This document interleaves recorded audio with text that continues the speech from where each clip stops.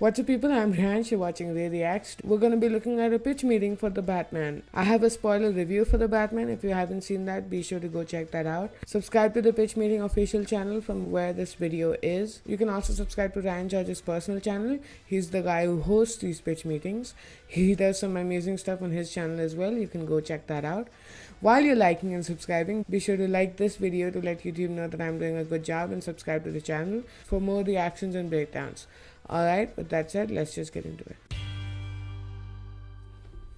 So, you have a new Batman movie for me? Yes, sir, I do. And I'm thinking we make this the darkest Gotham yet. Oh, yeah? Oh, yeah. We're gonna make it seem like this city passed some kind of weird one light bulb per household law. Sounds very dark. You know it, sir. Wow. 'Cause we gotta make these movies darker and darker and darker and darker. That's just good business. How do you figure? Well, sir, we keep going like this, pretty soon people will pay to see a completely dark screen, and we could play some kind of Batman audiobook or something. Oh, that will save us a ton of money. Yeah. So who are you thinking for Batman? Oh, I was thinking we get Robert Pattinson. Oh, I see what you're doing. Twilight, vampire, Batman. Very clever. Actually, no, it's just because he turned into a real good and accomplished actor since the Twilight movies. Good time. I'm enjoying myself. He did. Never mind. All right. So anyway, as Batman, he's gonna be dark and brooding, right? Okay. But then as Bruce Wayne, he's gonna be brooding and dark. You need that dichotomy. Yeah. He's gonna have dark eyeliner and hair in front of his face and say stuff like, "You're not my dad," like it's 2006 or something. Nice. And this guy's Batman. It is kind of like that. Totally bulletproof. I mean, bad guys just unload machine guns onto his chest, and he's not affected in the least. So I guess his mouth must be covered too, right? Otherwise, they could just aim at that. No, that's completely exposed, but nobody's gonna shoot at that part. Alright, I did notice that. Here, this time it was even lower. The jaw started to like here, so he had this whole lower portion of his face exposed. I did think about that in the second viewing, but then I just looked over it. It's a comic book movie, just forget about it. Just throw logic out of the window. There has to be suspension of disbelief when you see a comic book movie. It can't all be realistic, you know. Why not? Because that works. So who's he going up against in this movie? Oh, several bad guys, sir. The main one of which is the Riddler. Oh, that guy riddles, sir, does, sir. So he's going around killing corrupt people in power and leaving little riddles for Batman. Oh, I bet he is. So then throughout the movie, Batman's gonna look at these riddles and then solve them pretty much immediately. Sometimes he doesn't solve them immediately, and that means he's gotta go stand on a rooftop with Gordon or Catwoman for an extended period of time. That makes sense. So he's gonna start digging around Gotham's criminal underground, right? Getting to know the sketchy figures and stuff. Who are we talking about here? There's friggin' Carmine Falcone, and then there's the Penguin, who's Falcone's right-hand penguin. Oh, we got Penguin in the movie. What's he gonna do? He's gonna be like, "Hey, oh, what are you doing?" A very Italian-American flightless bird. That's right. It was kind of like that, yeah. We get Colin Farrell to play him. What? Yeah, just Good- cover the good guy job. in so much makeup and prosthetics that even after people Google it, they're still like, really? All right. Yeah, that did happen. Sure.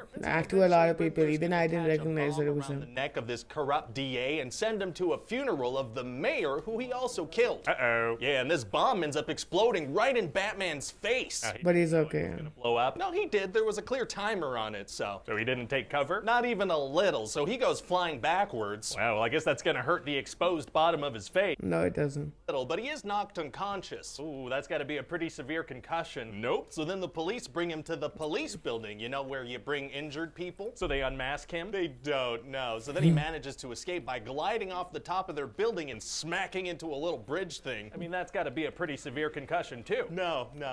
Okay, so then... Yeah, yes.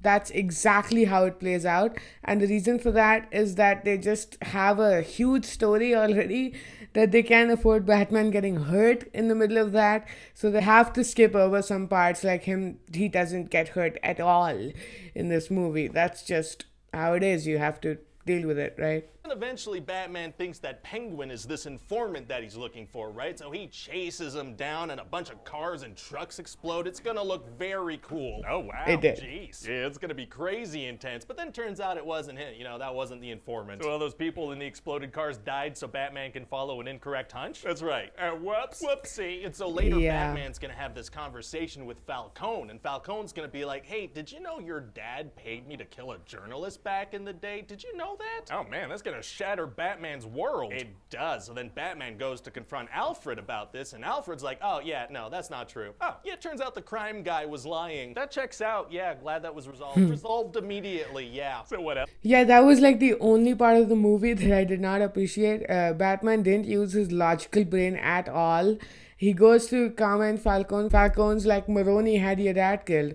And he's like, oh, okay, I'm totally gonna believe that. I'm not gonna put any thought into it. World's greatest detective puts 0 ounce of thought into something that a criminal mastermind says. He doesn't even question it. Then he goes to Alfred. Then he's pestering Alfred, who just woke up, by the way. And Alfred tells him something else. And again, he goes and believes it. They just have to keep the story moving. So they made some decisions that just help the story move along very quickly. And they didn't put a lot of thought into that, I guess. Batman's gonna figure out that Falcone, you know, the bad guy. Yeah. He's gonna figure out that he's the bad guy. Right. So he brings him out of this gangster club called the Iceberg Lounge, and when he's under this streetlight, Riddler snipes him. Oh. Yeah, and turns out that's exactly what Riddler wanted Batman to do, because earlier there was a clue about bringing someone out into the light. That was referencing this exact streetlight? It was, yeah. Oh, very vague and also specific. Yeah, because see, later Riddler's like, there was no way for me to kill that guy otherwise, you know? He's never out in the open. Oh, okay. Except for the very public funeral they were both at earlier in the movie. What? And so yeah, then Riddler's in jail and Falcone is dead. Okay, wow, sounds like a great movie. Oh, we're not done, sir. Oh, we're not? No. It's gonna feel like maybe we should be, but we're gonna keep going. Oh. Yeah, see, Riddler actually kind of thought he and Batman were working together. Okay. And there's this whole other layer to Riddler's plan. Like, he has a group of followers online that he's been scheming with. What's the plan? That was a genius plan. City and shoot a bunch of people. Oh my god, that escalated so much from killing gangsters and crooked politicians. It did, yeah, because we gotta end these on big set pieces. Right. I guess we do, yeah. So how does Batman figure this out? Well, see, Batman figures out that one of Riddler's murder weapons is this tool you use to tuck in carpets. How does he figure that out? Well, he happens to run into a cop who happens to start talking about how he happens to have an uncle who works in the carpet business. Oh, very specific. Uncles are tight. They sure are, sir. So now Batman looks under this carpet and finds the specifics of Riddler's plan. Oh boy. So now Batman's gotta rush to this arena and fight some Twitch commenters. What? It's pretty serious. They're in Riddler cosplay and stuff. It doesn't sound too serious, but it's gonna be. And Batman's gonna get a shotgun blast to the chest. But he's got his completely bulletproof suit, right? So it doesn't hurt him? Yeah, this time it does. So he's like, ow, ow, ow, ow, ooh, stop, ow, ow, ow. But there's still a bunch of cosplayers around. Wow, okay. So I guess it's gonna be pretty tough to get out of that situation, huh? Actually, it's gonna be super easy. Barely an inconvenience. Oh, really? Yeah, because see, Batman. It was. He just got out there really quickly. It's like an injection, and it gives him a real good boost. What was that? Unclear. Oh, okay. Well, good that he had it. Definitely. So then he's... Yeah, about that. There were speculations that that green serum that he injected was Venom, not from the Marvel Cinematic Universe, the Venom that Bane uses. You might remember him from The Dark Knight Rises. But I think if they were to introduce Bane, that would be a really undermining way to do it. Bane is this really huge Batman character. I don't think they'd introduce him through his serum. They'd have a whole backstory thing or a cameo before they go for the serum thing. In the DC universe, there could be a lot of things that Batman could afford that could make you angry like that. Cosplayers, and the cosplayers like, my name is Vengeance, which is what Batman calls himself. Oh, freaking nickname stealer. Yeah, so Batman kind of stops and he's like, whoa, I guess I sure learned a lesson here today. Yeah, sure sounds that way. But then there's this big electrical wire flailing around and people are gonna get electrocuted because there's water everywhere. Oh no. Yeah, so Batman selflessly cuts the wire and gets electrocuted and falls from super high up. Oh my god, is he okay? Yep. Oh, yeah, he's fine. So yeah. Okay, so good. Totally okay. So then he takes a flare and he guides a bunch of people out of this flooded area into, I guess, another flooded area because, you know, everything's flooded. A very underwater Gotham. Yeah, and then we'll tease a new Joker because we kind of have to. And then Batman and Catwoman kind of ride their motorcycles next to each other and kind of split off like it's the end of a Fast and Furious movie. Oh, it sounds like a great movie. Wait, is it done now? Yeah, 3 hours later it is, yeah. Great. Well, it'll be nice to have a good cinematic experience, you know? It seems like everything is just streaming shows these days. That's so true, sir. It will be nice. And then you know what we can do if it's a success. What's that?